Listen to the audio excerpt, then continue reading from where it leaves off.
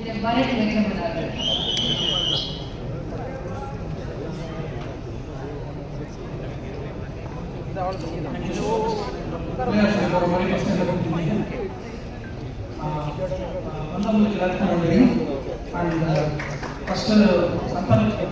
சின்ன கருத்து உங்களுக்கே தெரியாது, ஃபர்ஸ்ட் டைம் சொல்கிறேன். என்னென்னா 2014 நான் காலேஜ் முடிச்சுட்டு சாரோட கதிரவனோட ஷூட்டிங் சைபர் காலையில் அந்த ஒரு டிராவல் ஷாப் நீங்களும் உதய சாரோ பண்ணிருந்தீங்க. நான் அப்போ உட்காந்து நான் சாரை பார்த்துருவாங்க. நான் ஒரு ஏதாவது ஒரு வருஷத்துக்கு அப்புறம் கட் பண்ணால் இப்போ நான் சாரோட படத்தை நான் எடிட் பண்ணியிருக்கேன். இதோட பெரிய ஒரு ஹாப்பி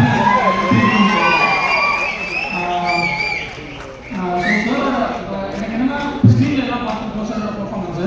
எனக்கு இந்த படம் மூலியமாக சார் லைவாக எப்படி அந்த ஒரு கவுண்டரோ ஒரு ஹியூமரோ லேண்ட் ஆகிறதுக்கு ஒர்க் பண்ணுறாருன்னு, ஏன்னா அவர் அவ்வளோ மெனக்கிறாரு. நம்ம பார்க்குறது ஒரு 100% தான், அவரோட 200% இருக்கிறதுனால தான் அது ரிஃப்ளெக்ட் ஆகுது. Sir thank you so much sir. இந்த படத்தில் எனக்கு ஒர்க் பண்ணது ரொம்ப ஹாப்பியாக இருக்குது. அப்புறம் எனக்கு தெரிஞ்சு சார் வந்து எனக்கு தெரிஞ்சு எனக்கு அப்புறம் அதிகம் அண்ட் இதில் லைக் கேஸ்டிங் குழுவாகவே லைக் ரொம்ப பெரிய castor GVM sir, Selvaraman sir, நிழல் சார், கஸ்தூரி மேம், மொட்டராஜன் அண்ணா, கீதிகா, யாஷிகா, கிங்ஸ்லி, ஏன்னா சொல்லிட்டே போகலாம் மாறேன். நான் எல்லாரோட பர்ஃபார்மன்ஸும் சூப்பராக வந்திருக்கு. நரேஷன் கொடுக்கும்போது எனக்கு அந்த ஹியூமர்ஸ் எல்லாமே சூப்பராக இருந்துச்சு. ரொம்ப நாளைக்கு அப்புறம் நான் நரேஷனில் பயங்கரமாக சிரித்தது இந்த இதுதான். அந்த ஷோர் லைக் நீங்கள் பார்க்கும்போது உங்களுக்கு அது எல்லாமே ரிஃப்ளெக்ட் ஆகும்.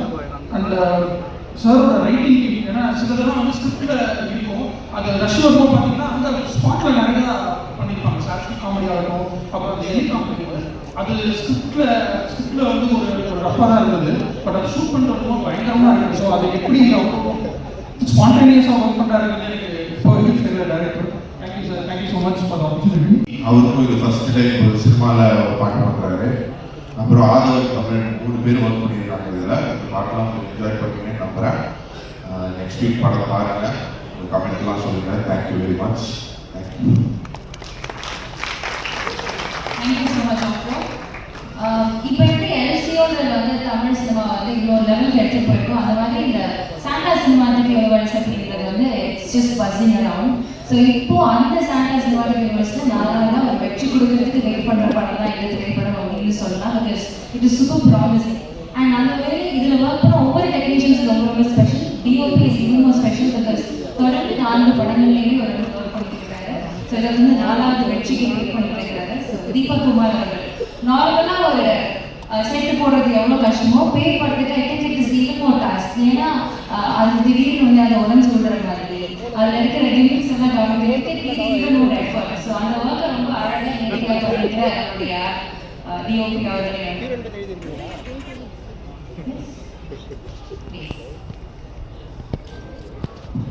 எல்லாருக்கும் வணக்கம். நான் ஃபஸ்ட்டு வந்து ஆக்சுவலாக thanks for Nikari production, Shobi Nair sir and Santhanam sir for giving this opportunity. And next மெயினாக என்னுடைய ரொம்ப க்ளோஸ் ஃப்ரெண்ட் பிரதர் ஆனந்த், அப்புறம் முருகா சேரு டீம்.